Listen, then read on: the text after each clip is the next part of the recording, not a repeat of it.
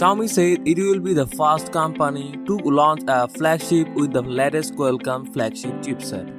And we finally have a date to mark on our calendars, Monday, December 28th. The phone will be unveiled first in China and will have many incredible breakthroughs as the company put in on Vivo.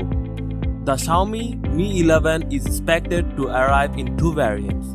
A vanilla option for everyone that wants an affordable flagship and Pro version with all the latest technology. In terms of specs, we are going to see QHD Plus display with a 120Hz refresh rate, a 50-megapixel primary camera and a 12-megapixel telephoto module into the Pro.